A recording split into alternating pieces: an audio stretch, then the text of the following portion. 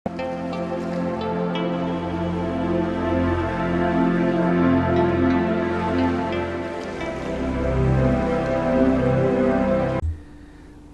दोस्तों, हम हैं पूर्व जन्म की कहानियों के कथावाचक, past life regression expert, life and leadership coach Hitesh Chhabra. प्यारे दोस्तों, हमारे आज के इस वीडियो के अंदर अपनी जीवन कहानी का 16वां अध्याय आप सभी के सामने हम प्रस्तुत करने जा रहे हैं।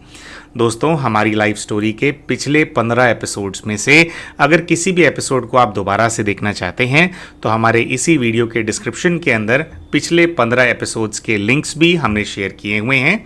उसके साथ साथ हमारी अपनी पास्ट लाइफ स्टोरी का जो लिंक है वो भी हमने शेयर किया हुआ है कि कैसे हमारा ये PLR और पास्ट लाइफ की दुनिया के अंदर हमारी एंट्री हुई थी और पास्ट लाइफ रिग्रेशन हमने खुद कराया था, जिसके अंदर अपने पूर्व के 3 जीवन हमने देखे थे।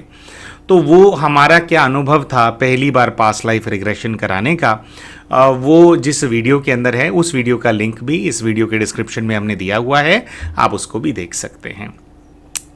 दोस्तों, आज हम जब यहाँ हेडक्वार्टर्स आ गए और देखो हम थे तो बहुत नए, हमने पूरी तरह से समर्पण कर दिया था, लेकिन फिर भी बहुत सारे प्रश्न होते हैं एक मनुष्य के मन में। और हमें हमेशा से लौकिक जीवन के अंदर भी ऐसी हमारे को अनुभूति रहती थी कि हमें कुछ बहुत बड़ा करना है, हम बहुत बड़ा कुछ करने के लिए बने हैं और या तो बड़ा बिजनेस करेंगे, बड़ा पैसा कमाएंगे, नाम कमाएंगे, कुछ बहुत बड़ा करना है। और लेकिन वो जो बड़ा करना है वहाँ तक हम अभी आज तक पहुँच नहीं पाए थे। अब जब यहाँ हेडक्वार्टर्स के पास हम यहाँ पर आकर के रहने लगे और जिस तरह के प्रोजेक्ट्स के अंदर हम संस्था के साथ इन्वॉल्व थे, उसके अंदर क्या है हमारे को बहुत ज़्यादा इम्पोर्टेंस मिलने लगी। हमारे आसपास के जो भाई थे, बहनें थे, जो टीम थी जिसका हम पार्ट थे, उसके अंदर बहुत हमारे को जो है इम्पोर्टेंस मिलने लगी। लेकिन उसी के साथ साथ जिस स्थान पर हम आकर के रहने लगे थे दोस्तों, यह स्थान जैसे इस पूरे ब्रह्मांड की जो पॉजिटिव एनर्जीज होती है ना, जो ऊर्जा है, जो शक्ति है, उसका केंद्र है। और जैसे पूरे विश्व की सभी एक से एक विशेष आत्माएं यहाँ पर आकर के रहती हैं, चाहे वो यज्ञ के अंदर समर्पित हों या आसपास रहते हों, एक से एक क्वालिटीज़ वाली आत्माएं, इतनी ज़्यादा हाई फ्रिक्वेंसी वाली सोल्स हमने आज तक जीवन में नहीं देखी थी। भले ही हम आध्यात्मिक जीवन के अंदर नहीं थे, लेकिन हमारे जीवन का अनुभव ये था, हमें लगता था कि हम बहुत यूनिक हैं, हम बहुत हाई लेवल पे सोचते हैं और इस सारी चीज़ें थी। तो जब हम यहाँ पर आए तो हमने देखा यहाँ पे तो भाई हर दूसरा आदमी ऐसा ही है, हर दूसरे आदमी का वो कुछ विशेष है और डिवाइन पावर्स और ये सब तो यहाँ पे बहुत ही कॉमन बात है। तो हम तो बड़े कॉमनर से होने लगे और बार बार ये बात उठती थी कि भाई सबसे ज़्यादा विशेष पार्ट हमारे को प्ले करना है। लेकिन जब हम उन सभी आत्माओं को देखते थे कि यहाँ पे तो हज़ारों हज़ार विशेष आत्माएं हैं, तो हमारा नंबर कैसे आएगा भाई? हम कैसे वो विशेष 108 जो रत्न होते हैं उसके अंदर हम कैसे आएंगे भाई? तो इस चीज़ को लेकर के कुछ हमारे को डाउट्स रहते थे।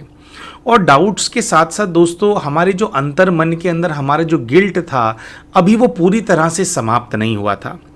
दोस्तों, हमने बताया है आप लोगों को पहले भी कि जिस ईश्वरीय ज्ञान को हमने अपने जीवन में केवल 1.5-2 वर्ष पहले धारण किया, यह ज्ञान तो हमारे को आज से अगर हम देखें लगभग 17 वर्ष पहले हमारे को ये ज्ञान प्राप्त हो गया था।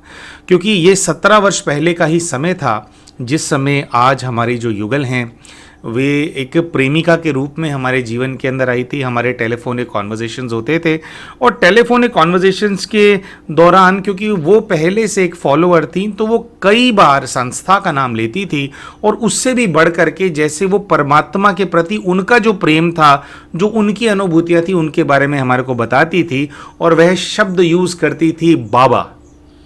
दोस्तों, उस समय पर जब हम 16-17 वर्ष की आयु के बच्चे थे, हमें हमारे जीवन के अनुभव इतने ज़्यादा कड़वे थे। हमें परमात्मा के ऊपर तो गुस्सा था ही।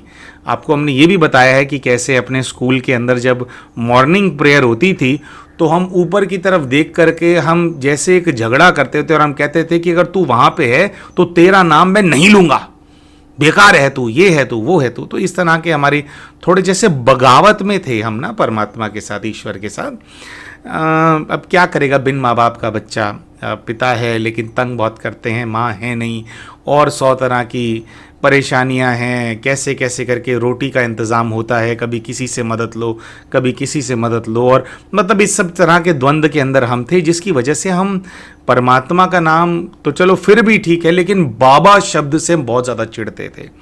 क्योंकि बाबा शब्द मतलब कि कोई विषय, कोई पुरुष है या कोई महिला है जो कि बाबा के रोल में है और जो गॉड मैन होने का दावा करते हैं, और इस तरह का जो वो चीज़ है, हम इस चीज़ को नहीं समझते थे कि हमारी जो वाइफ हैं वो, उनके लिए बाबा मतलब परम पिता परमात्मा निराकार, वही बाबा है। निराकार से संबंध है, और देह का संबंध नहीं, उससे निराकार जो मेरे अंदर जो ज्योति वास करती है उसका संबंध है, वो उस ज्योति का पिता है। जितना जितना हम अपने ज्योति स्वरूप के अंदर टिकते जाते हैं, उतना उतना परमात्मा से, जो अपने यहाँ परम शक्ति है, इस पूरे ब्रह्मांड की पालना करने वाली, सृजन करने वाली जो शक्ति है, उससे हमारी जो आत्मीयता है वो बहुत ज़्यादा बढ़ती जाती है, और उनकी मदद हमारे जीवन में आती जाती है।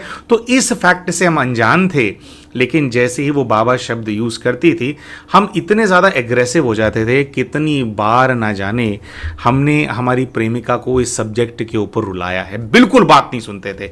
और बात क्या है, वो भी तब छोटी बच्ची थी, वो ज्ञान में कोई पक्की नहीं थी, वो हमें कन्विंस नहीं कर सकती थी, और हम जो है थोड़ा एक हेड स्ट्रॉन्ग और हाईली इंटेलेक्चुअल टाइप के पर्सनालिटी के व्यक्ति थे, जो कि हमेशा से अपने जीवन में अपने डिसीजंस लेता आ रहा था, और जितना कितना भी हमारा विश्वास था, हमारा बिलीफ सिस्टम था, वो सारा हमारे अपने अनुभवों पे टिका हुआ था। और जो बाबा लोग होते हैं उनके बहुत बुरा अजीब अजीब और एक से एक किस्से हमने सुन रखे थे, तो जिसको लेकर के हम बिल्कुल वो नहीं करते थे, तो हम बहुत झगड़ा करते थे उनसे। तो आज ये पुराने समय की बात कर रहे हैं, जब हम 17 वर्ष की आयु के थे। आज जब हमें ईश्वरीय ज्ञान की प्राप्ति हुई, ईश्वरीय अनुभूतियां हो गई थी, तो ये सब चीज़ें फिर भी हमारे को बहुत ज़्यादा खटकती थी कि यार ऐसा मैंने क्यों किया। 17 वर्ष पहले मुझे पता लगा था, चल 17 छोड़, आज से 14-15 वर्ष पहले भी अगर मैंने इस ज्ञान को धारण कर लिया होता तो मेरा जीवन कितना अलग होता। 15 वर्षों के अंदर कितना पुरुषार्थ कर लेता, 15 वर्ष के अंदर कितनी उच्च स्थिति के अंदर मैं पहुंच जाता। यार मैं इतना लेट आया हूं, और इतना लेट आने के चक्कर में क्या है कि बहुत कुछ विशेष अनुभूतियाँ, विभूतियाँ हैं, बड़ी बड़े दादियाँ हैं, और अगर भाई सही समय पर मैं आ जाता तो शायद उन लोगों से भी मैं मिल पाता जिन्होंने पूरा पूरा जीवन तपस्या में दिया। तो हमें बहुत ये होता था कि सारा चांस चला गया, और अब यहाँ पर अच्छा, हम जिस ग्रुप के अंदर पार्ट थे वहाँ पर सारी विशेष आत्माएं 25-25 वर्ष से समर्पित हैं, लोग 30-30 वर्ष से समर्पित हैं। फिर और कई भाई हैं जो 7 वर्ष से 8 वर्ष से सेवा में लगे हुए हैं, सब कुछ त्याग करके, इतना ध्यान, इतना योग, इतना उनका तपस्या है, उनके इतने गहरे पर्सपेक्टिव्स हैं, इतने ज़्यादा हाईली इंटेलेक्चुअल लोग सब कुछ छोड़ छाड़ के परमात्मा की याद में डूबे हुए हैं। अच्छा, अब हमारे तो सारे सहयोगी आत्माएं हैं, लेकिन अंदर ही अंदर एक वो भी तो होता है ना, एक रेस सी फील होती है अपने अंदर। हालांकि रेस फील होनी नहीं चाहिए, क्योंकि परमात्म ज्ञान ऐसा है कि जितना ज़्यादा दूसरों को आगे बढ़ाते जाओ, उतना ज़्यादा आप आगे बढ़ते जाते हैं। और आगे चल करके हमारे को ये रियलाइज़ भी हुआ कि समय का महत्व नहीं है, पाठ का महत्व है। अपने अपने पाठ अनुसार हम जो है अपना समय, जब सही समय होता है, जब अनुकूल होता है, तभी जो है पाठ खुलता है, और तभी फिर जो अपना पाठ अप्लाई करने के लिए आते हैं। किसी का शुरू का है, किसी का अंत का है, तो जिसका जब जो पाठ होगा तभी तो वो आएगा ना। तो बहरहाल तो शुरू में हमारे को जो है ये चीज़ नहीं थी, हम ज्ञान में गहराई भी नहीं थी, तो हमारे को बहुत तकलीफ थी इस चीज़ से। हम सोचते थे कभी कभी ना, योग में बैठते थे तो परमात्मा से, शिव से हम वार्ता करते थे कि बाबा इतना लेट आया, अभी भी तो तूने खींच के अपना बच्चा बनाया ही है ना, मेरे को पहले अनुभूतियाँ करा देता तूने मुझे इतना टाइम वो करके। मतलब बाबा को बहुत ज़्यादा ब्लेम करते थे हम। अच्छा, एक ये हमारे साथ बहुत ज़्यादा रहा है कि हम पता नहीं क्यों ईश्वर के साथ ना फॉर्मेलिटी में नहीं रह पाते हैं। हमें ज़्यादा कर्म कांड के माध्यम से दूर का रिश्ता कभी भी पसंद नहीं आया। और अभी भी जैसे जब शुरू हुआ था तो दोस्त का बना, तो बहुत आत्मीयता से बहुत बोलना कि ये आपने गलत किया मेरे साथ, आप चाहते तो आप मुझे खींच सकते थे, और ऐसे ऐसे करके जो है बहुत ज़्यादा वो करते थे। और एक दुख था अंदर कि इतने वर्षों तक हम इस ज्ञान को नकारते रहे, और उसके बाद फिर विवाह के बाद कितनी ग्लानि भी करी, कितना ये सब कुछ भी किया, तो इस चीज़ से हम मतलब हमारा ये जो घाव है ना अंदर का, हमने समर्पण कर दिया परमात्मा को, भाई सारा अपना दर्द दे दिया, सारा बोझ उनको दे दिया, सब कुछ उन्होंने संभालना शुरू कर दिया, लेकिन ये आत्मग्लानि जो है हमारे मन में, ये हमारे को बढ़ने नहीं दे रही थी दोस्तों। और इसी आत्मग्लानि के जो हमारे संकल्प चल रहे थे, कहीं ना कहीं परमात्मा उन संकल्पों को सुन रहे थे, रोज ही सुनते थे। अब तो हमारे को आ गया था कि कैसे सुनानी है इसको बात, तो हमारा तो दिन रात का यही काम था कि ऐसा है, ऐसा है, ऐसा है, आपने ऐसा कर दिया, आपने वैसा कर दिया, मेरी मदद नहीं करी। तो ऐसा करके जो है बहुत ज़्यादा हमारे संकल्प चलते थे, जिसके चलते अचानक से अभी हमारे को यहाँ पर आए हुए 1 या 1.5 महीना हुआ होगा, अचानक से कुछ ऐसा होता है कि हम स्नैप करते हैं, और जब हम अपने योग में, अपने साधना में बैठना शुरू करते हैं, तो हमारे साथ ऐसी अनुभूतियाँ होने लग जाती हैं कि जैसे योग के अंदर बैठे और जैसे आंखें बंद सी हुई, पता नहीं कहाँ अंतर ध्यान हो गए। उसके बाद जब हम जागते हैं, उससे सारे ध्यान को टूटते हैं, तो हमारे को दिखाई देता है कि 3-4 घंटे हो चुके हैं, कभी 2 घंटे हो चुके हैं, कभी 3 घंटे हो चुके हैं, कभी 4 घंटे हो चुके हैं। 4 घंटे से बैठे थे और हमारे को ऐसा लगता है कि यार अभी 5-10 मिनट हुए हैं, 15 मिनट हुए हैं, इतना समय कैसे हो गया। दोपहर को 2 बजे बैठे हैं, शाम को 6 बजे उठ रहे हैं, और हमें रियलाइज ही नहीं हो रहा है कि इतने घंटों हमने बिता दिए। तो होता क्या था दोस्तों कि हम ऐसे अंतर ध्यान से हो जाते थे। तो अंतर ध्यान होने के बाद जैसे हम अपने आप ईश्वरीय शक्तियों की मदद से अपने किसी पूर्व जीवन को टैप इन कर लेते थे, और फिर वो पूर्व जीवन के जो सारे दृश्य हमारे सामने एक एक करके खुलते थे, और धीरे धीरे हमारे को रियलाइजेशन होता था कि क्या कहानी है, कैसा क्या है।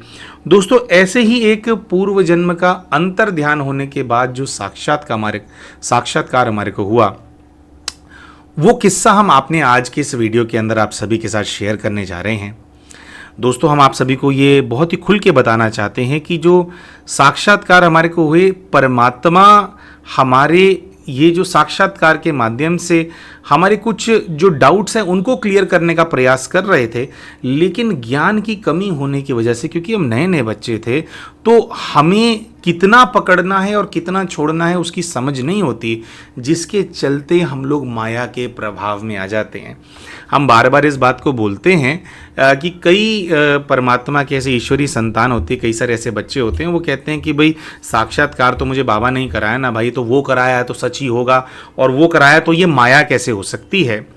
दोस्तों जो माया हम लोगों के जीवन में आती है, वो आप इसको इस प्रकार से न तोलें कि जो आपने देखा वो सत्य है या वो झूठ है। हमें ये देखना होता है कि जो कुछ भी हमने देखा, हम उसके अंदर कितना ज़्यादा रस लेने लग गए हैं, उसके अंदर कितना ज़्यादा हम एंगेज हो गए हैं, और वो रस और एंगेज होने के चक्कर के अंदर हमारा पुरुषार्थ छूटने लग जाता है। बहुत बार हम ओवर कॉन्फिडेंट हो जाते हैं, और जितना पुरुषार्थ हम कर रहे होते हैं हम उससे भी पीछे हट जाते हैं। इसीलिए कहा जाता है कि साक्षात्कारों के अंदर माया भी आती है, और जो कुछ आप देखते हैं वो पूरी तरह से वो एक्यूरेट भी नहीं होता, उसमें भी चीज़ें ऊपर नीचे होती हैं।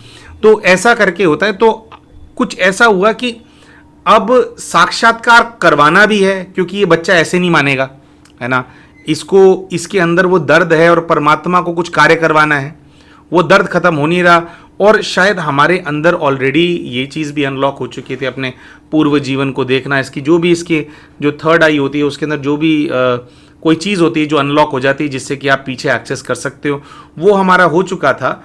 और पूर्व जन्म देखना और ये करना, हमें इन साक्षात्कारों के माध्यम से ये बात रियलाइज़ हुई थी कि हमारे लिए ये कोई नई बात नहीं है। अगर हमारा इस जीवन के अंदर ये पाठ परमात्मा ने खोला और इस माध्यम से हमसे सेवा करवा रहे हैं, तो उसका कुछ कारण है, क्योंकि ये चीज़ हम जन्मों जन्मों से करते आए हैं।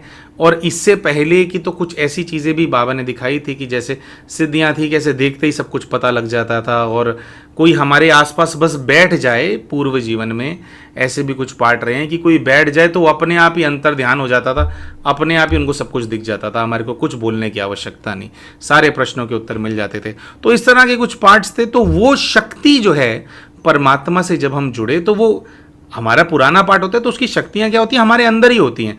तो एक छोटा सा अंश उसका जागृत हो गया था, उसी के माध्यम से फिर ये पास्ट लाइफ रिग्रेशंस और हीलिंग्स ये सब कुछ हम करते थे, और वो अब अनलॉक हो गई एनर्जी, तो वो एनर्जी फिर काम भी करेगी। तो एक बहुत ही आज हम एक साक्षात्कार के बारे में बात करने वाले हैं दोस्तों, लेकिन अगले 2 से 3 एपिसोड्स के अंदर हम कई साक्षात्कार आपके सामने प्रस्तुत करेंगे जो हमारे को हुए, हमारे को अपने पूर्व जीवन के पाठ हमारे को पता चले, किस किस प्रकार की माया हमारे जीवन में आई इन साक्षात्कारों के चलते, और फिर कैसे हम इनसे बाहर आए, और कैसे हमारा जो पुरुषार्थ है उसके अंदर हमने खुद को स्टेबल किया, क्या करना चाहिए। अच्छा, हमारे साथ ये बहुत ज़्यादा रहा है कि हम ना गाइडेंस जो है, गाइडेंस कुछ हमारा पार्ट ऐसा है कि हम यहाँ पे आए तो हम ना बड़े बड़े ज्ञानी आत्माओं के, भाइयों के, बड़ी बड़ी दीदियों के संपर्क में थे, जो कि कोई 30 वर्ष से, कोई 40 वर्ष से सारा जो ज्ञान है उसको पढ़ रहे हैं, उसका अध्ययन कर रहे हैं, सुन रहे हैं, सुना रहे हैं, ये सब कर रहे हैं। तो जो कुछ हमारे साथ घटित हो रहा था उसके अंदर इन सभी आत्माओं ने भी हमारा बहुत सहयोग किया। धीरे धीरे करके जो परेशानियों के अंदर हम यहाँ आकर के पड़े, कुछ ऐसा हुआ कि बहुत ही जल्दी हम उन सबसे बाहर आ गए। तो अगले 2 से 3 एपिसोड्स के अंदर इन सभी साक्षात्कारों के बारे में हम बात करने वाले हैं दोस्तों। इनसे जो आंसर्स हमारे को मिले और इनसे जो हम माया के जाल के अंदर फंस गए, उस सब के बारे में भी हम बताने वाले हैं दोस्तों। तो आज के ये जो चैप्टर है उसके अंदर एक साक्षात्कार के बारे में बताएंगे, और उससे जुड़े हुए कुछ और किस्से, कुछ इस जीवन की सेवा भी हुई, उसके बारे में भी हम आज के जो वीडियो है उसके अंदर हम जो है उसका प्रस्तुतिकरण जो है आप लोगों के सामने करने वाले हैं।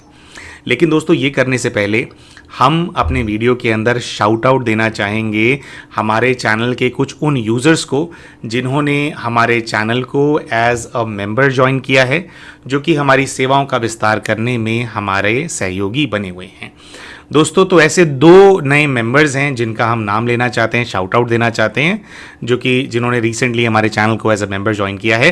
तो उनमें से पहले चैनल के व्यूअर हैं, उनका यूट्यूब आईडी है दीप्ति बिंद्रा, और जो दूसरे मेंबर हैं इनका नाम है शंख साहा। शंख साहा जी को एक बार पहले भी हमने शाउट आउट दिया था, लेकिन इनका जो नाम है वो हमने गलत पढ़ दिया था, तो हमारे को ऐसा लगा कि हमारे को सही नाम मेंशन करके जो भाई हैं उनको शाउट आउट देना चाहिए। तो शंख साहा जी और दीप्ति बिंद्रा जी, आप दोनों के सहयोग का, आपके जो आपने हमारे चैनल को एज अ मेंबर ज्वाइन किया है उसके लिए हम आपके बहुत बहुत आभारी हैं। प्यारे दोस्तों, इन दोनों की तरह अगर आप भी हमारे चैनल के मेंबर बनना चाहते हैं और हमारी सेवाओं का विस्तार करने में हमारा सहयोग करना चाहते हैं, तो हमारी इस वीडियो के नीचे आपको भी एक ज्वाइन बटन नज़र आ रहा होगा, जिसका इस्तेमाल करके आप भी हमारे चैनल के मेंबर बन सकते हैं और हमारी सेवाओं का, हमारी जो ये चैनल है इसका विस्तार करने में आप भी हमारे सहयोगी बन सकते हैं। तो आइए दोस्तों, अब बात करते हैं कि पूर्व के कौन से जीवन का हमने साक्षात्कार किया, परमात्मा ने कौन से जीवन का हमारे को साक्षात्कार कराया, उस साक्षात्कार के माध्यम से क्या शिक्षा, क्या संदेश परमात्मा हमारे को देने का प्रयास कर रहे थे, और वो संदेश तो हमने उनसे प्राप्त किया ही, लेकिन उसके साथ साथ माया की प्रवेशता कैसे हो गई। माया का काम क्या होता है दोस्तों, आप सब कुछ ना सही जा रहा होता है, सब कुछ अच्छा हो रहा होता है, माया बिल्कुल सत्य चीज़ के अंदर आकर के थोड़ा सा उसको ट्वीक कर देती है, थोड़ा सा मैसेजिंग को इधर से उधर कर देती है, जिसकी वजह से अर्थ का अनर्थ हो जाता है। तो कैसे हुआ ये सब कुछ, और फिर कैसे हमने खुद को संभाला, कैसे जो बड़े हैं उनकी मदद लेकर के कैसे हम सही रास्ते पे वापस आए, उन सब चीज़ों के बारे में आज बात करेंगे। तो आइए चलिए बात करते हैं कि एग्जैक्टली साक्षात्कार में देखा क्या। तो ऐसा दृश्य हमारे को देखने को मिलता है दोस्तों कि जैसे 2 व्यक्ति हैं जो दोनों घुड़सवार हैं। इन घुड़सवारों में से एक व्यक्ति का जो घोड़ा है वो थोड़ा आगे चल रहा है, और हम जो घुड़सवार हैं उन दोनों व्यक्तियों में से जस्ट उस घोड़े के पीछे वाला जो घोड़ा है वो हमारा है। हम दोनों कहीं जा रहे हैं, जाते जाते ऐसी कुछ हमारे को अनुभूति हो रही है कि हमारी किसी से मीटिंग है, किसी से हम मिलने के लिए जा रहे हैं, आज कोई बहुत ही विशेष मुहूर्त है, आज कुछ होने वाला है, हमारे को बुलाया गया है और बहुत ही कुछ विशेष आत्माएं हैं, उनसे हम जो है मिलने के लिए जा रहे हैं, इस प्रकार की हमारे को अनुभूति हो रही है। तो कुछ देर तक यही दृश्य देखते रहते हैं कि घोड़े हैं, चल रहे हैं, जा रहे हैं, जा रहे हैं, जा रहे हैं। फिर आगे चल कर के जो दृश्य है वो एक स्थान पर जो है फिर ऐसा दिखता है कि हम दोनों रुक गए हैं, घोड़ों से नीचे उतर गए हैं। लेकिन एक बड़ी ऐसी सी चीज़ हो रही होती है कि हम घोड़ों से उतर गए हैं तो भी जैसे हम ऐसे अपने हाथ बांध करके उनके पीछे पीछे खड़े हैं, हम पीछे पीछे चल रहे हैं और पीछे पीछे चलते चलते हमारे को ऐसी स्मृति आती है कि ये हमारे राजन हैं और हम सेकंड इन कमांड हैं, हम इनके महामंत्री हैं और किसी ऐसी शुभ चीज़ के लिए हम यहाँ पे आए हैं। कुछ बहुत ऐसा विशेष है जिसके अंदर हमारे राजन केवल हमारे को अपने साथ लेकर के आए हैं। आज कुछ बहुत बड़ा कुछ होने वाला है, कोई बड़ा आज मुहूर्त है। यहाँ पर दोस्तों थोड़ी देर हमारे को ऐसा दिखता है कि हम लोग अब पैदल चल करके जा रहे हैं और एकदम से हम नाम लेते हैं कि ये राजा, और फिर नाम लेते हैं उनका नाम अंत में बताएंगे क्या नाम था राजा का, उनका नाम लेते हैं तो ऐसे ऐसे नाम आता है हमारे मन में। और फिर सामने दृश्य ऐसा दिखाई देता है कि बहुत सारे साधु हैं, सन्यासी हैं, ऐसे बड़ी बड़ी उनकी दाढ़ियां हैं, बड़े बड़े उनके बाल हैं और ऊपर जूड़ा है और सब ने भगवे वस्त्र धारण किए हुए हैं। उन साधुओं के अंदर से एक सबसे ज़्यादा वरिष्ठ साधु हैं, उनके जो बाल हैं वो पूरी तरह से सफ़ेद हैं लेकिन शरीर जैसे वज्र का है, हट्टे कट्टे। तो उनकी उम्र ज़्यादा है लेकिन उनमें से कोई भी ऐसा लग नहीं रहा है कि जैसे वो बुढ़ा गया हो। केवल जो उनके शरीर के बाल हैं उनसे पता लग रहा है कि भाई नहीं, ये वाले बुजुर्ग हैं। और तो जो साधु हैं वो सामने से आते हैं और वो आकर के हम लोगों से कुछ बात कर रहे हैं और राजन सुन रहे हैं। हम बिल्कुल राजन के जस्ट पीछे ऐसे खड़े हैं, हम भी बात सुन रहे हैं, लेकिन हमारे जो राजन हैं उनको कुछ निर्णय लेना है और ऐसा कुछ होता है। और फिर वो ऐसा दृश्य दिखता है कि जो भगवे वस्त्र में सबसे जो सीनियर साधु हैं वो ऐसे इशारा सा कुछ करते हैं और जैसे ही वो ऐसे इशारा सा कुछ करते हैं आकाश की तरफ सबका ध्यान जाता है और आकाश के अंदर ना एक बहुत बड़ा ब्लास्ट होता है और कुछ जैसे आकाश में फटा है और आकाश से कोई चीज है जो नीचे आकर के गिर रही है और कुछ दूर जाकर के वो जो चीज है वो गिरी है। और हमारे को वो जो साधु हैं वो कुछ कह रहे हैं और वो हमारे को आदेश देते हैं कि जाओ, कहाँ पर है, ढूंढ करके लाओ, देखो क्या है, ऐसा कुछ है। अब एग्जैक्ट बात सुनाई नहीं दे रही लेकिन बस ये फीलिंग आ रही है कि हमें आदेश मिला है और हमारे राजन को आदेश मिला है कि हमारे को जाकर के वो जो कुछ भी गिरा है वहां पर हमारे को पहुंचना है, कुछ काम है। तो अगला हमारे को दृश्य दिखाई देता है, पता नहीं पहले भी ये सब लोग हमारे साथ थे या फिर हम लोग जाकर के उनको लेकर के आए या पीछे किसी को रोक रखा था, तो ऐसा कुछ था। पहले तो हम दोनों ही नज़र आ रहे थे लेकिन अब हमारे को ऐसा फील आती है कि बहुत सारे ऐसे लोग हैं हमारे साथ, हमारे राज्य के, जो कि उस शिला को ढूंढने का कार्य कर रहे हैं। कोई शिला गिरी है ऊपर से और हम सब लोग जो हैं जा रहे हैं और फिर कुछ ऐसा एक दृश्य दिखता है कि सबसे पहले हम ही लोगों को वो जो शिला है जो आकाश से आई थी वो हमारे को देखने को मिलती है। तो जैसे ही हम वहाँ पहुँचते हैं हमारे को ऐसे अंदर से स्मृति आती है कि सोमनाथ बाबा का अवतरण हो गया। दोस्तों ये जो एक कुछ ऐसा होता है कि एक उल्का पिंड धरती पर गिरा हुआ होता है और ये जो स्थान है कुछ ऐसा था, ऐसी कुछ अनुभूति आई कि बहुत सारे लोग परमात्मा को पुकार रहे थे और कुछ ऐसी साधना हो रही थी जिसमें जो ईश्वर हैं उनको विवश किया जा रहा था कि तुम अपने स्वरूप को धरती पर भेजो ताकि हम तुम्हें याद कर सके, तुमसे हम कनेक्शन जोड़ सके। ऐसा कोई बहुत बड़ा महायज्ञ हुआ था और उस महायज्ञ के बाद कुछ वो जो वही साधु सन्यासी थे उन्होंने कोई मुहूर्त निकाला था कि इस दिन अवतरण होगा, इस दिन जो परमात्मा है उनका एक स्वरूप धरती पर आएगा और फिर उस पे हमारे को ध्यान लगाना है। तो ये एक ऐसा दृश्य दिखाई देता है जिसके अंदर सोमनाथ जी धरती पर आए। दोस्तों सोमनाथ जी पृथ्वी पर जो जितने भी ज्योतिर्लिंग हैं उनके अंदर से सबसे पहले जो ज्योतिर्लिंग हुए हैं वो सोमनाथ जी हुए हैं। जब भी ज्योतिर्लिंगों की साधना भी की जाती है, जैसे हमारा इसके ऊपर एक साधना का एक प्रोजेक्ट भी है जिसके अंदर अभी भी वो साधना चल रही है, तो उसके अंदर सबसे पहले जो साधना की जाती है सोमनाथ जी की जाती है। उन्हीं से सब स्टार्ट हुआ। तो आसमान से वो नीचे धरती पर आए थे, और उनके वो जब प्रतिस्थापित हो गए धरती पर, जब उन्होंने अपना स्थान ग्रहण कर लिया और जो भी रिचुअल्स हैं वो हुए और उनको इष्ट के रूप में स्वीकार किया बहुत सारे लोगों ने, उसके बाद जगह जगह पर शिवलिंग जो है वो स्वयंभू होने लगे, मतलब पृथ्वी से प्रकट होने लगे। तो शुरुआत सोमनाथ जी से होती है। तो वो दृश्य हम देख रहे होते कि ये तो सोमनाथ बाबा हैं, ठीक है। अब कुछ ऐसा होता है कि वो जो स्थान है उस स्थान के ऊपर अगला दृश्य दिखाई देता है। अच्छा, इसमें क्या ना, बिल्कुल ऐसे नहीं हो रहा था कि अब क्या हुआ अब क्या हुआ, बस एक दृश्य दिखाई दिया, उसमें कुछ कुछ समझ में आया, फिर दृश्य बदल गया, फिर दूसरा दृश्य, फिर तीसरा दृश्य। अभी तो तीसरा दृश्य हमारे को दिखाई देता है कि वही जो साधु सन्यासी हमारे को शुरू में मिले थे, वो सभी साधु सन्यासी एक झुंड में सामने से आते हैं। और ये जो साधु सन्यासी और ये लोग हैं, इनमें हम अपने इस जीवन के बहुत सारे लोगों को भी देखते हैं, वहाँ पे उनको आइडेंटिफाई कर लेते हैं। लास्ट में बताएंगे कौन क्या था, कैसे क्या नज़र आया था। अच्छा, वो तो ऐसा दिखाई देता है कि सामने से बहुत सारे साधु आ गए हैं। हम जहाँ खड़े हैं उसके पर्सपेक्टिव से बता रहे हैं। हमारे लेफ्ट साइड में बहुत सारी सुंदर सुंदर कन्याएं हैं जो कि पुष्प वर्षा कर रही हैं। राइट साइड में हमारे को नजर आता है कि बहुत सारे लोग राज परिवार के हैं, और शायद उसमें और भी कुछ राजा हैं, शायद कुछ छोटे तबके के राजा हैं, ऐसा कुछ है, और भी राजाएं हैं। और जैसे एक उनके लोग भी वहाँ आए हुए, राइट साइड में वो सब लोग हैं, और हमारे राजन के पीछे अकेले हम खड़े हैं, हमारे पीछे कोई नहीं है।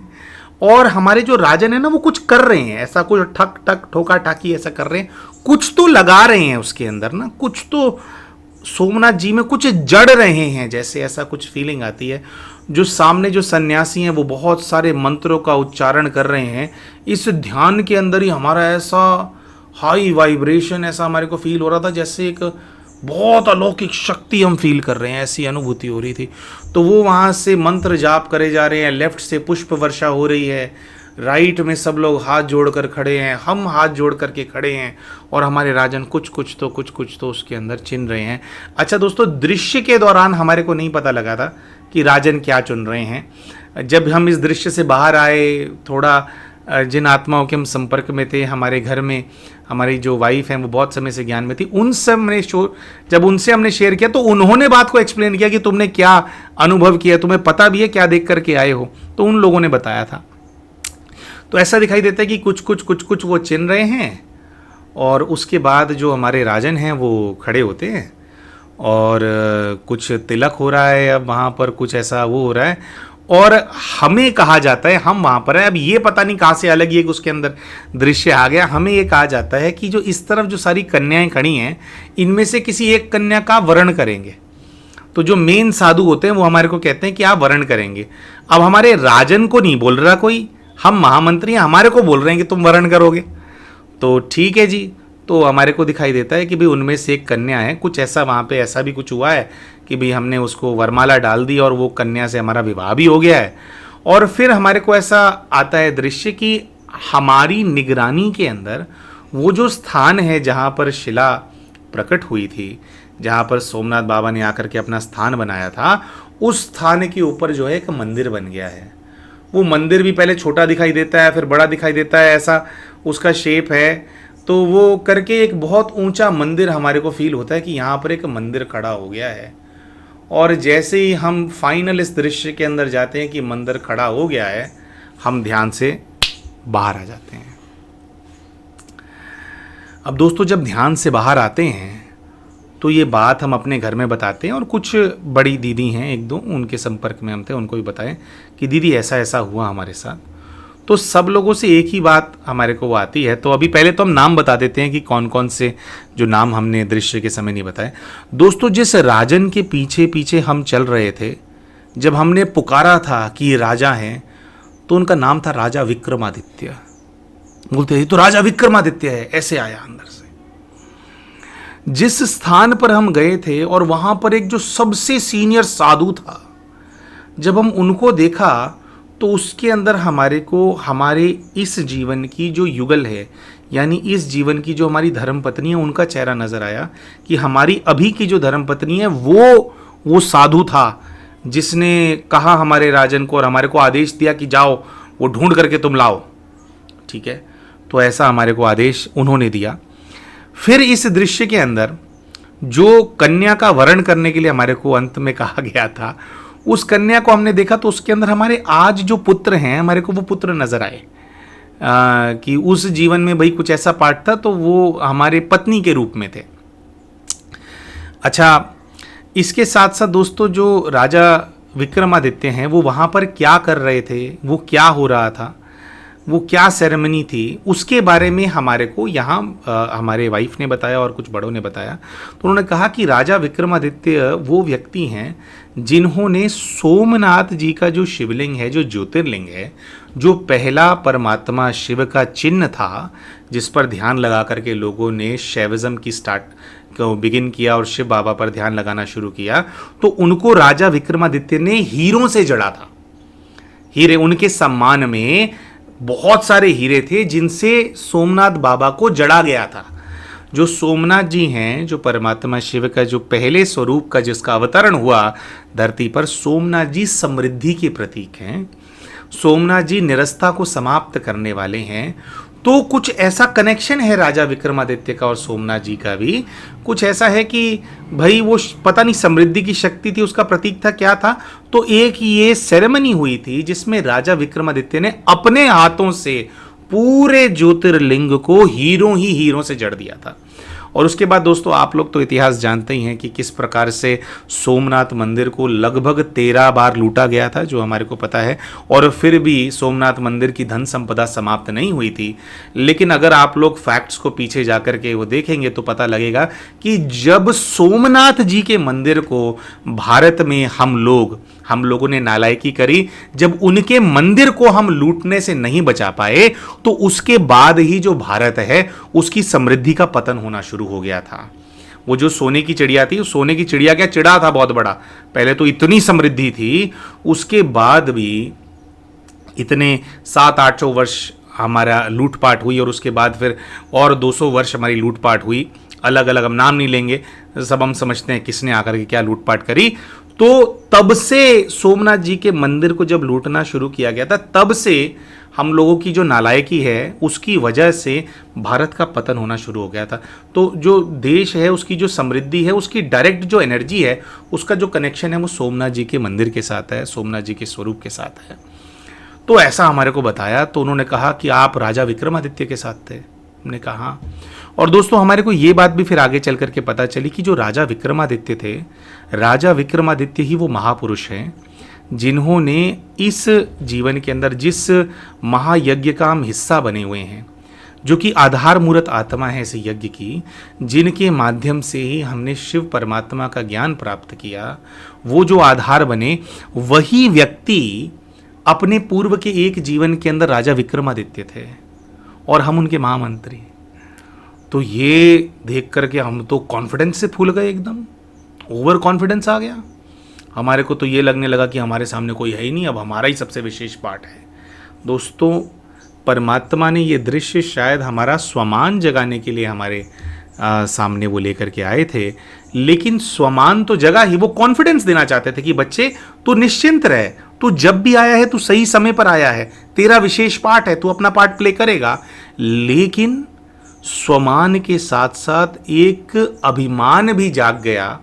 और अभिमान, ये कैसा अभिमान होता है दोस्तों, बहुत बार हमारे को ऐसा लगता है कि नहीं हम तो ईश्वर के मार्ग पे, हम तो ईश्वरीय ज्ञान की बात करते हैं और ये सब, लेकिन जो अपना ये वाला पार्ट होता है ना, सेवा का, विश्व सेवा का, हमें इसका अहंकार आ जाता है। दोस्तों कैसी विडंबना है कि देह अभिमान को त्याग करके, देही अभिमानी बन करके, अपना सर्वस्व परमात्मा को लुटा करके कोई व्यक्ति, हम बच्चे आकर के समर्पण करते हैं उनको अपनी बुद्धि से, और माया उस समर्पण के अंदर भी रास्ता ढूंढ लेती है कि बेटा आजा, तेरे को मैं घुमाती हूं, ऐसे कैसे तो बन जाएगा परमात्मा की संतान। तो यहां पर हमारे को जो है एक अजीब का, जैसे पहले लोहे की बेड़ियां थी, है ना, अभी क्या है कि सोने की कुछ धागे, सोने की बेड़ियां हमारे जीवन के अंदर आ गई और फिर उन्होंने हमारे को तंग किया। तो यहाँ पर कुछ ऐसा होने लगा दोस्तों कि हमारा पार्ट विशेष है, तो इसमें हमारे को अभी जो दूसरी आत्माओं ने अपना कंट्रीब्यूशन दिया है, जो समाज की सेवा कर रहे हैं, विश्व की सेवा कर रहे हैं, परमात्मा की आज्ञा का पालन कर रहे हैं, हमारे को वो लोग छोटे नजर आने लगे। हमें लगा कि हम तो बिल्कुल साथ वाले हैं भाई, हम ही हम हैं और कोई नहीं है। सीधा 108 छोड़ो, अब तो सीधा 8 में है, बिल्कुल पहले वाले हम ही हैं। इस चीज़ के अंदर आगे, जिसके चलते ये साक्षात्कार होने के बाद दोस्तों हमारा जो पुरुषार्थ है वो बढ़ना चाहिए था, लेकिन हम ओवर कॉन्फिडेंट हो गए। हमारे को था हमारा तो है ही नंबर भाई, हम तो हैं ही, हम तो कर ही लेंगे।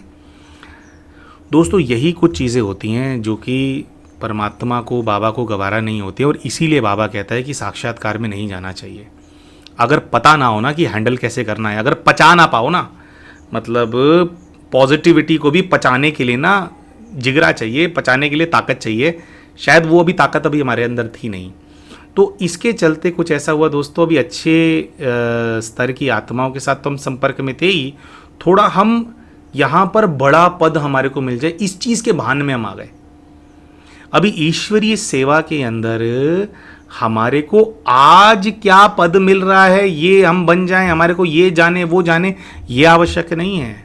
पुरुषार्थ आवश्यक है। जहां बैठे हो, अकेले बैठे हो, झाड़ू भी मारते हो अगर आप, है ना, ईश्वरीय सेवा में परमात्मा का स्थान है, वहां झाड़ू भी मारो ना, झाड़ू मार करके भी नंबर 1 में आ सकता है इंसान, 108 में आ सकता है इंसान। झाड़ू मारो, स्मृति के साथ मारो झाड़ू, कि जो झाड़ू मार रही हूँ ये केवल मैं यहाँ पर बाबा के स्थान पे, सेवा केंद्र पे नहीं मार रही हूँ, ये मैं झाड़ू मार रही हूँ सारी मायावी शक्तियों को। ये जो सेवा केंद्र है उसको पूरी धरती, पूरा मांडवा समझ लो, और झाड़ू मार रही हूँ, और झाड़ू मार करके माया को भगा रही हूँ। जहाँ जहाँ झाड़ू लगती जाएगी विश्व से माया साफ होती जा रही है, बाबा मेरे साथ है। इतना भर अगर कोई व्यक्ति कर लेना बिना किसी नाम मान शान के, कोई चकाचौंध नहीं, कोई वीडियो नहीं, कुछ नहीं, उससे ही इंसान जो है नंबर 1 में आ सकता है। खैर ये चीज़ धीरे धीरे जब बड़ों का हमारे को गाइडेंस मिला, कुछ चीज़ों में हमारे को डांट भी पड़ी, हम बहुत ज़्यादा चमकना चाहते थे, बहुत ज़्यादा लाइमलाइट में आना चाहते थे, उसकी वजह से बहुत सारी आत्माओं के साथ हम द्वंद्व के अंदर आ गए। विशेष आत्माएं जो इतने वर्षों से पुरुषार्थ कर रही है, हमारे को वो होने लग गया कि भाई हम इनसे भी ज़्यादा डिजर्व करते हैं लौकिक में, जिसकी वजह से कुछ परेशानियां आई। आज उन परेशानियों के बारे में बहुत ज़्यादा बात हम नहीं करेंगे, क्योंकि इसके साथ साथ और भी कई सारे साक्षात्कार हुए थे, उन्होंने भी काफ़ी कंट्रीब्यूट किया था, और उसके बाद एक बहुत बड़ा झटका लगा था, जिस झटके के बाद हमारे को पूरी अकल आ गई थी कि हितेश कौन से रास्ते पे चल पड़ा। अभी ये सब, ये बड़ा पद, पैसा, अहंकार, मुझे मान प्रतिष्ठा चाहिए, लौकिक जीवन में यही सब तो कर रहा था, यही सब तो छोड़ करके आया था परमात्मा के पास। अब तू यहां आकर के वही काम करने लग गया, क्या करेगा? क्या बुद्धि भ्रष्ट हो गई है क्या? ऐसे करके हम जागे थे आने वाले कुछ महीनों के अंदर। तो फिर जो है परिस्थितियां नॉर्मल हुई, उसके बाद से चीजें फिर ठीक हुई, फिर सही अर्थ के अनुसार और क्या करना चाहिए इस चीज को पकड़ के रखने के लिए कि कुछ भी मुझे दिखे, कुछ भी स्मृति आए, मैं अपने पुरुषार्थ के मार्ग से ना हटूं, जो मेरा बेसिक है, जो मेरा एक बेसिक हाइजीन जिसको बोलते हैं, उससे दूर ना हो, और वो ओवर कॉन्फिडेंस ना आए, स्वमान अभिमान में ना परिवर्तित हो जाए। ये सब कुछ और विस्तार के अंदर दोस्तों आगे आने वाले जो 2 और चैप्टर हैं साक्षात्कार वाले, उसके अंदर हम आपके साथ साझा करेंगे। अभी बात करने वाले हैं दोस्तों एक सेवा के बारे में। कुछ ऐसा होता है कि शिवरात्रि आती है और शिवरात्रि की सेवा पे एक प्रोजेक्ट हमारे सामने आ जाता है। उस प्रोजेक्ट में दोस्तों ऐसा एक कुछ वो चीज़ होती है कि जितने भी ज्योतिर्लिंग है पूरे भारतवर्ष में, वहां जाकर के सेवा करने का एक प्रोजेक्ट आता है, वहां जाकर के सेवा करने का प्रोजेक्ट आता है। तो अगर आप गेस करें दोस्तों तो आप पता ही लग गया होगा आपको कि सबसे पहले ज्योतिर्लिंग के यहाँ पे जहां हमने सेवा करने के लिए गए वो था श्री सोमनाथ जी। कुछ ऐसा आता है, गुजरात में सोमनाथ जी हैं और एक यहाँ पे टीम सी तैयार हो जाती है, कुछ बड़े होते हैं उसमें और कुछ हमारे आसपास के भाई बहन होते हैं, सब लोग तैयार हो जाते हैं, 2-3 गाड़ियाँ तैयार हो जाती हैं कि हाँ जी सोमनाथ जी जाना है, वहाँ मंदिर के अंदर हमारे को सेवा करनी है, वहाँ परमात्मा का जो ज्ञान है सभी लोगों को देना है। तो कुछ ऐसा होता है कि जब हम सोमनाथ जी के यहाँ पे सेवा करने के लिए जाते हैं तो वहाँ पर लोकली जो परमात्मा की सेवा करने वाले जो पहले से सेवादार होते हैं, जो कि वहाँ के रहने वाले होते हैं, उनके संबंध संपर्क में आकर के सेवा की जाती है। तो कुछ ऐसा था, वहाँ पर एक बड़ा कोई सेंटर होता है, सेवा का केंद्र होता है, जहाँ से हमारे को निमंत्रण था, हमारे को बुलाया जाता है। अच्छा, ये साक्षात्कार होने के 1-आध हफ्ते बाद की कहानी है। वहाँ से बुलाया जाता है और हम वहाँ पहुँच जाते हैं।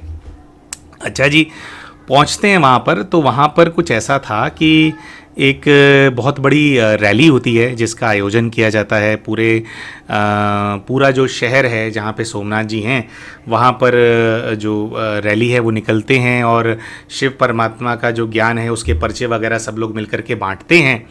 और उसके बाद कुछ ऐसा होता है, पहले दिन कुछ ऐसा होता है दोस्तों कि जब हम वहाँ से वापस आते हैं सेवा केंद्र पे, तो सेवा केंद्र पे कुछ ऐसा है दोस्तों, एक बहुत बड़ा शिवलिंग बना हुआ है और शिवलिंग के ऊपर जो संस्था है जिसके ऊपर निराकार परमात्मा शिव का स्वरूप है, उनका जो चिन्ह है वो बना हुआ है, उसका एक ध्वज है, वो ध्वज लहराता है। तो कुछ ऐसा है कि पुराना वाला ध्वज मैला हो गया था, तो फिर वो समय समय पर साफ करना होता है और नया ध्वज लगाना होता है। तो ऐसे ही सब लोगों का वहाँ पे वो होता है कि भाई अरे वाह, यहाँ पे आए हुए हैं और अभी बाबा ने हमारे को ध्वजारोहण यहाँ पे करने की भैया वो दे दी है। तो कुछ ऐसा होता है कि जिस लकड़ी पर वो ध्वज लहराना होता है वो लकड़ी बहुत शॉर्ट होती है। और अभी तक क्या था, कैसे सेवा केंद्र में ध्वजारोहण किया जाता था जिसका हमारे को ज्ञान ही नहीं, पता नहीं कैसे हो रही चीज़ें अपने आप। वो क्या होता है कि जहां गुंबद के ऊपर ध्वज लहराना होता है ना दोस्तों, एक बहुत लंबा डंडा लगाया जाता है और डंडे के ऊपर वो जो ध्वज होता है उनको लहराया जाता है ताकि भाई आप आसानी से लगा दो और ध्वज गुंबद के ऊपर ही लहरता हुआ नजर आए। हम वहाँ जाते हैं, हमारे को पता नहीं क्या सनक सी चढ़ती है, कई सारे वहाँ पे भाई बहन होते हैं, दीदियाँ भी होती हैं। वो ध्वज होता है, वो बहुत बड़ा डंडा नहीं होता, जैसे नॉर्मल सा साइज़ का डंडा होता है, उसको लेकर के हम गुंबद के ऊपर चढ़ने लग जाते हैं। अब दोस्तों हमारा थोड़ा जैसे शरीर है, हमको बहुत ज़्यादा फिट टाइप के इंसान नहीं है, हमारे क्या थोड़े मोटे हैं हम, और ये चढ़ना वढ़ना इस चीज़ की हमारे को वो नहीं है। और आपको अगर हमारे अपना पास्ट लाइफ रिग्रेशन याद हो, जब हमने अपने PLR के बारे में बताया था तो हमने बताया था कि हमारे को हाइट का फोबिया है, हमारे को हाइट देख करके चक्कर आता है। अब दोस्तों वो गुंबद ना कोई बहुत इतना विशाल, कोई 100 फुट ऊपर वाला गुंबद नहीं था, लेकिन फिर भी क्या है था, वो 30 फीट ऊपर होगा, 20-30 फीट ऊपर होगा। लेकिन फिर वहां से क्या है कि एक तो छत का स्थान था और छत से बिल्कुल नीचे खाई दिख रही थी हमारे को 50 फुट नीचे। तो हमारे को हाइट फोबिया है और अभी भी हम थोड़े घबराते हैं, हालांकि काफ़ी ख़त्म हो चुका था लेकिन अभी भी घबराते हैं। लेकिन पता नहीं क्या होता है, हम वो ध्वज लेकर के ना पूरा वो जैसे ऐसी सीढ़ियाँ सी बनी होती हैं लोहे की, सरिये गाड़ रखे होते हैं, चढ़ चढ़ के बिल्कुल जहाँ गुंबद का जो टॉप होता है वहाँ पहुँच जाते हैं और वहाँ पर वो सीढ़ियाँ ख़त्म हो जाती है। और जो बिल्कुल लास्ट में सीढ़ियाँ होती हैं ना, वहाँ पर कुछ ऐसा होता है कि वो गड़ी हुई नहीं होती, वो ऐसे उखड़ी सी होती हैं। तो वो देख करके, नीचे देख करके हमारे को चक्कर आते हैं, चक्कर आ रहे होते हैं और एकदम से हम अपने आप को वो करते हैं कि नहीं, यहाँ आया हूँ, ये सेवा करके जाऊँगा, ये सेवा मेरी है। ऐसी आती है तो एक बहुत लंबी रस्सी होती है, गुंबद के बिल्कुल टॉप पर, बिल्कुल ऐसे टिप पर, सेंटर पे हम वो ध्वजा जी को लगाते हैं और जो है पूरा वहाँ पर उसको रस्सी से टाइट बांध देते हैं। और हमारे को पूरे टाइम दर्द हो रहा होता है हाथ में, क्योंकि प्रैक्टिस नहीं है चढ़ने की और ये सब की, पैर में दर्द हो रहा होता है कि भाई वो हो जाएगा। लेकिन कैसे भी करके बार बार शिव का नाम लेकर के, परमात्मा का नाम लेकर के एक के बाद एक गांठें बांधते जाते हैं, इधर से लपेट उधर से लपेट करके जो ध्वज है उसको गुंबद के ऊपर पूरा इरेक्ट कर देते हैं और वहाँ से हम नीचे आ जाते हैं। दोस्तों उस दिन जब वहाँ पर हम भोजन करते हैं, उस दिन हमारे को एक बात पता चलती है। वो बात ये पता चलती है, हमें वहाँ की दीदियाँ बताती हैं, कहती है कि यहाँ जहाँ पर ये सेवा केंद्र बना हुआ है ना बाबा की सेवा का, यहाँ पहले राजा विक्रमादित्य की कोठी थी, यहाँ पर राजा विक्रमादित्य का महल था, ये वही स्थान है। उन्होंने कहा इस स्थान पर सेवा करने के लिए वही लोग आते हैं जिनका राजा विक्रमादित्य के साथ का पाठ होता है, ये स्थान उनको खींच करके लाता है। और हमें ऐसी स्मृति आई कि शायद क्योंकि हम उनके महामंत्री के रूप के अंदर रहे हैं, अब राजा विक्रमादित्य तो है नहीं, और राजा विक्रमादित्य का जो महापुरुष है जिनका पाठ था भाई वो भी अपना देह त्याग चुके हैं, वो तो अव्यक्त रूप से सेवा कर रहे हैं। तो ये जो स्थान है, ये जो महल है, इसके ऊपर ध्वज लहराने का जो उसके बाद जो अधिकार आता है वो हमारा है, ऐसी हमारे को ऐसी फीलिंग आई। तो जैसे इससे इशारा दिया हमारे को कि जो देखा वो सही देखा। तो एक वो हुआ, उसके बाद तो फुल पावर में आ गए, अच्छा जी क्या बात कर रहे हो। फिर इसके बाद दोस्तों कुछ ऐसा भी होता है कि जो सोमनाथ जी का जो मंदिर, जो परिसर है, वहाँ का जो ट्रस्ट है, उसके साथ कुछ पुराने संबंध में थोड़ा बहुत ऊपर नीचे इशू रहे होते हैं दीदियों के।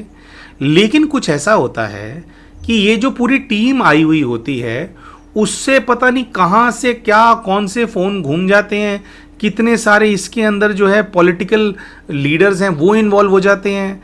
वहाँ से उधर के सोमनाथ जी के जो सेवादार हैं, जो मंदिर के जो सेवादार हैं, वहाँ पर कुछ ऐसा होता है कि उनसे ऐसा संबंध संपर्क होता है। वहाँ पे जिन लोगों से हम मिलने के लिए जाते हैं वो लोग ऐसे हाथ फैला करके स्वागत करते हैं।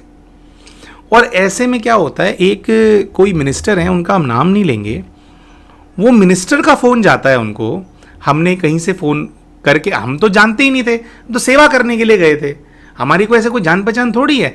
ऐसी फ़ोन कोई और करता है, वो कुछ और करता है, वो वहाँ पे नाम ले लेते हैं कि हितेश जी ऐसे आएंगे तो हमारे मित्र हैं। अच्छा, जो बोलते हैं हमारे मित्र हैं उनसे हम जिंदगी में नहीं मिले कि मित्र हैं, तो उनका फ़ोन वहाँ जाता है। तो वहाँ पे जो मंदिर परिसर जो ट्रस्ट जो वहाँ की जो टीम होती है उसके अंदर बहुत एक भाई हैं, बहुत ज़्यादा सेवा करते हैं, वो पूरा भंडारा वगैरह सारा, वो बहुत प्यारे भाई हैं, उनका वो है, उनसे मिलते हैं, उनको रेफरेंस मिल जाता है, एक आपस में रेफरेंस होता है तो थोड़ा क्या आत्मीयता ज़्यादा होती है। उस भाई से हम मिलते हैं तो वो पूरा ऐसे हमारे को टीम से मिलवाते हैं और कहते हैं, हमारे को सोमनाथ मंदिर में कहते हैं कि हितेश साहब आ गए। अरे भाई, ये क्या कहते हैं, तुच्छ सा प्राणी, ना इसकी कहीं जान पहचान, अरे किसी को नहीं जानते भाई हम। ये यहाँ पे हमारे को अनुभूति हो रही थी कि शिव जिसके साथ है ना, आपको किसी से कोई जान पहचान कुछ बनाने की ज़रूरत नहीं। जब बाबा ने अपना काम कराना है ना, और बिल्कुल अगर निस्वार्थ सेवा के लिए आप गए हैं, तो सारे कनेक्शन अपने आप बना देता है, अपने आप, कोई फैमिलियरिटी में आने की जरूरत नहीं। ऐसे बड़े बड़े अपने आप फ़ोन आ जाते हैं, अपने आप हो जाता है। बाबा ने प्रधानमंत्री से भी काम कराना होगा ना, प्रधानमंत्री से भी अपने आप कनेक्शन बन जाएंगे, अपने आप कुछ ना कुछ सेवा हो जाएगी। तो ये है, तो एक इस चीज़ में बड़ा निश्चय आ गया हमारे को उस दिन कि भाई परम सत्ता है, परम सत्ता से संपर्क रखना है और किसी के प्रभाव में नहीं आना जीवन में। तो वो हुआ, और वहाँ पे फिर जो सोमनाथ जी का मंदिर है वहाँ पर ध्वजारोहण का जो है कार्यक्रम हुआ। अच्छा दोस्तों, इसके अंदर एक और बहुत ही विशेष चीज वहां पर हुई। ध्वजारोहण का जो कार्यक्रम होता है, पहले उसके अंदर हमारे को ये लगा कि जो निराकार शिव परमात्मा का जो चिन्ह है वो वाला ध्वज जो है मंदिर के ऊपर लहराएगा। हम तो बहुत ही खुश, एक ही मीटिंग के अंदर सब कुछ अग्री हो गया। लेकिन आपस में कुछ कंफ्यूजन थी, तो हमने इस भाई को कॉल किया जिस दिन सोमनाथ जी के मंदिर में ध्वजारोहण का कार्यक्रम था।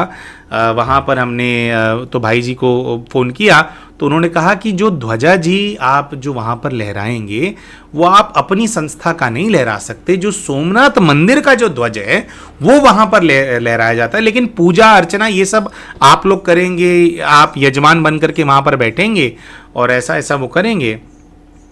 तो ऐसा है, तो थोड़ा इसमें निराशा होती है कि ऐसे ऐसे है। लेकिन फिर भी दोस्तों देखो अगले दिन क्या चमत्कार होता है। अच्छा, कई सारी चीज़ें होती हैं वहाँ पर दोस्तों। जब सोमनाथ जी जाते हैं तो क्या होता है कि डायरेक्ट मंदिर नहीं जाना, ऐसा कुछ होता है कि पहले किसी स्थान पर पूजा होगी, फिर वहाँ से पूरी रैली जाएगी, लोग ध्वज लेकर के जाएंगे और एक वहाँ का ध्वज होता है उसकी पूजा होगी, और फिर वहाँ पे तो ध्वज की पूजा दूसरे मंदिर में हुई, पहले जो पूजा हुई, फिर वहाँ सोमनाथ जी जाकर के भी पूजा हुई। तो दोस्तों उस स्थान पर जब आप जाएंगे सोमनाथ जी के दर्शन करने के लिए, वहाँ पर एक मंदिर है, उसका नाम है लक्ष्मी नारायण मंदिर। अच्छा, लक्ष्मी नारायण मंदिर के अंदर हम जाते हैं, वहाँ के जो मुख्य पुजारी जी होते हैं उनके साथ वार्ता होती है, वो बहुत आत्मीयता होती है, बहुत हाई वाइब्रेशन वाले व्यक्ति हैं, वो बहुत स्वागत सत्कार करते हैं। और वहाँ से यात्रा निकलनी होती है सोमनाथ जी के लिए। दोस्तों यहाँ जाकर के एक और रहस्य सा खुलता है साथ में। आज से कई वर्ष पहले, मतलब उस समय पर जहाँ पर वो महात्मा जब वो देह में थे, जब सेवाओं का विस्तार होना शुरू हुआ था, उस समय की बात कर रहे हैं। मतलब एग्जैक्ट तो हमारे को नहीं पता, लेकिन 60-65 वर्ष पुरानी बात कर रहे हैं, जिस समय सोमनाथ का जो स्थान है उसके आसपास कोई भी जो संस्था से हम जुड़े हुए हैं उनका कोई भी सेवा केंद्र नहीं था। उस समय बाबा ने अपने एक बच्चे को सोमनाथ में सेवा आरंभ करने के लिए भेजा था, क्योंकि अपनी संस्था का वहां पर कोई भी सेवा केंद्र नहीं था। तो वो भाई जिस मंदिर के अंदर रहे थे, वो भाई जिन्होंने जिस मंदिर के अंदर विश्राम किया था, 2 दिन या 3 दिन था सेवा वहाँ पे यज्ञ की शुरू करनी थी, जिस मंदिर में जहाँ पे वहाँ पे उन्होंने जाके विश्राम किया था, वो जो मंदिर था दोस्तों, वो लक्ष्मी नारायण जी का मंदिर था। ये क्या हो रहा था? कोई ना कोई तो कनेक्शन था हर चीज से, और हर चीज का कनेक्शन हम जोड़ नहीं पा रहे थे। लेकिन उस मंदिर में ये बात सामने आई, और कि वो भाई जी भी यहीं पर ही थे। अब हम किसी का भी नाम लेना थोड़ा हम नहीं नाम ले रहे हैं, संस्था का भी जानबूझ के नाम हम नहीं लेते हैं दोस्तों। क्या है कि बस भावना शेयर करनी है। हमें लगता है कि बाकी सब तो सब लोग जानते ही हैं, अपने आप पता कर लेंगे। तो वो भाई साहब जो है वो वहीं पर रुके थे। उसी मंदिर से रैली शुरू होती है, और लगभग कितने झंडे होते हैं, 78 झंडे जो है वो जाते हैं। 78 या 79 ऐसा कुछ नंबर था। वो झंडे यज्ञ के लेकर के माताएं बहनें उतने झंडे लेकर के सोमनाथ जी के मंदिर के अंदर जाती हैं, और फिर वहाँ सोमनाथ जी के मंदिर का जो ध्वजा जी हैं उनकी वहाँ पर फिर फर्दर पूजा होती है। वहाँ पे बहुत बड़ा कार्यक्रम होता है। अब यहाँ पर कुछ ऐसा होता है कि हम महामंत्री के जोन में ही घूम रहे होते हैं, हम पूजा में डायरेक्टली नहीं बैठते, और जैसे राजा महाराजा वहाँ बैठे हुए हैं, हम वहाँ पर ऐसे चौकीदारी पे खड़े हुए हैं, अलग से वहाँ पर बैठे हुए हैं, अलग ही जोन के अंदर हैं, अलग ही उसके अंदर हैं, तो ऐसे बैठे हुए हैं। तो वहाँ पर कार्यक्रम होता है। तो कार्यक्रम में क्या है, अब दोस्तों एक छोटी सी निराशा ये हो गई थी कि भाई हमारा वाला जो ध्वज है वो नहीं था, पर चलिए कोई नहीं, शिव का ध्वज लहराना चाहिए। तो ऐसे करके वो ध्वजा जी जो है जाकर के समय आ जाता है कि भैया अब ये लहराया जाएगा।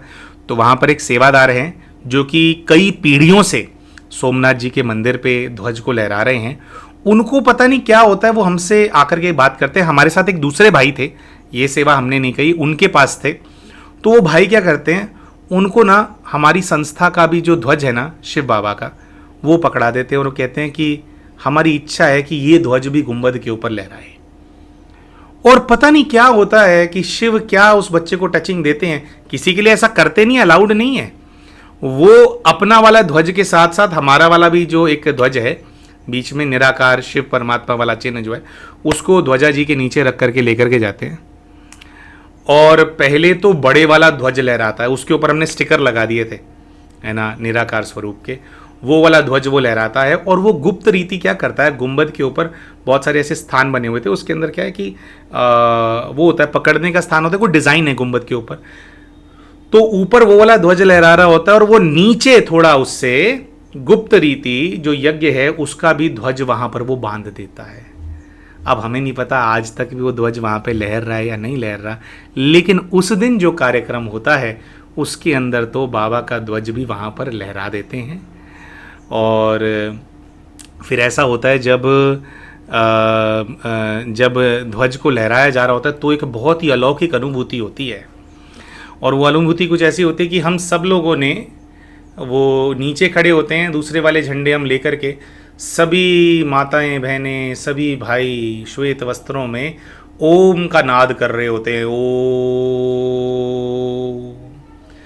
तो जो सोमनाथ जी का मंदिर है ना दोस्तों, उसके ऊपर ना एक त्रिशूल लगा हुआ है, बहुत बड़ा त्रिशूल लगा हुआ है। तो हम नाद कर रहे होते हैं, ओम करते करते करते करते ऐसी हमें अनुभूति हुई। औरों को क्या अनुभूति हमारे को पता नहीं, हमारे को एकदम से नजर आता है कि वहाँ महादेव प्रकट हो जाते हैं, बहुत ही विराट रूप में थे, और वो त्रिशूल को वहाँ पे पकड़ के खड़े होते हैं। 3-4 सेकंड के लिए महादेव वहाँ प्रकट होते हैं, और हमारी ऐसे ऐसे आंखें से फट जाती हैं उनको देख करके कि जैसे दर्शन हमारे को मिल रहे हैं। 3-4 सेकंड के लिए महादेव वहाँ पे होते हैं, एकदम से महादेव गायब होते हैं, और 3-4 फुट ऊपर वैसे ही विराट रूप में हमारे को उसी महापुरुष के दर्शन होते हैं वहाँ पर, जिनका पाठ विक्रमादित्य जी का रहा है, जिनका पाठ यज्ञ की स्थापना करने का रहा है। वो ऐसे हाथ बांध करके एकदम फरिश्ते स्वरूप में वहाँ नजर आते हैं। 4-5 सेकंड के लिए हमारे को नजर आते हैं, और उसके बाद वो चले जाते हैं। तो ऐसा हमारे को जो है वहाँ पर दर्शन होते हैं दोस्तों। कितने कितने चमत्कार से हो रहे थे ना। ऐसे पहले पाठ दिखाई दिया, फिर वहीं सेवा हुई, और वहीं हमारे को जो है दो ऐसे महान शक्तियों के दर्शन हो गए। तो ये सब हुआ, बहुत ज़्यादा हम ओवरवेल्म्ड थे, बहुत ज़्यादा बहुत गहरी फीलिंग थी इस चीज़ की। तो इसने क्या है दोस्तों, हमारे को ये कॉन्फिडेंस दिला दिया कि हमें दूसरे के पार्ट से कोई मतलब नहीं, कौन कितनी सेवा करके गया, वो करके गए हैं, उनकी सेवा का सम्मान है। 50 वर्ष दिए, 60 वर्ष दिए, कितनी आत्माओं ने पूरा पूरा जीवन त्याग तपस्या किया। लेकिन अभी हमारा अपना समय है, हमें अपने पुरुषार्थ, अपनी सेवा के बारे में सोचना है। हमारा पार्ट भी कोई छोटा नहीं है, पार्ट तो बड़ा ही है और बड़ा पार्ट ही हम प्ले करेंगे। लेकिन फिर आगे दोस्तों हम आपको ये भी बताएंगे कि किस प्रकार से ये स्वमान परमात्मा ने जगाया, लेकिन फिर वो अभिमान के रूप में परिवर्तित हो गया था। अगले कुछ महीनों इस चीज़ ने हमारे को परेशान भी किया, लेकिन फिर हम उससे बाहर भी आ गए और शुद्ध भावना के साथ कैसे हम सेवा कर पाए। आगे चल करके कुछ ऐसे भी पार्ट्स हमारे को दिखाई दिए दोस्तों, जिसके अंदर हम परमात्मा की सेवा के मार्ग को छोड़ करके शक्ति प्राप्त करने की भूख में लग गए, शक्तियां प्राप्त होने लगी, क्योंकि हर बार नई अनुभूति हो रही थी, शक्तियां आ रही थी, शक्तियों के पीछे हम पागल होने लग गए थे। कुछ महीनों हमारा ये वाला पार्ट चला था, जिस चीज ने हमारे को बहुत ज्यादा नुकसान दिया, हमारी बुद्धि भ्रष्ट की। दोस्तों हमारे आगे वाले 2 एपिसोड्स के अंदर हम बाकी के साक्षात्कारों के बारे में आपको बताएंगे और बताएंगे कि ये जो सारी माया ने फिर से परपंच हमारे को रख दिया था, रच दिया था, उससे परमात्मा ने, शिव ने हमारे को कैसे बाहर निकाला। दोस्तों आशा करते हैं आज ये जो किस्सा हमने आपके साथ शेयर किया, इससे आपको कुछ शिक्षा मिली होगी, आपको कुछ अच्छा लगा होगा। वीडियो पसंद आई हो तो वीडियो को लाइक ज़रूर करें, चैनल अभी तक सब्सक्राइब नहीं किया तो चैनल को सब्सक्राइब भी कर लें और वीडियो में कमेंट करके हमारे को बताएं कि आज की वीडियो में आपको क्या अच्छा लगा। मिलते हैं आप सभी के साथ अपने अगले वीडियो के अंदर, तब तक के लिए नमस्कार।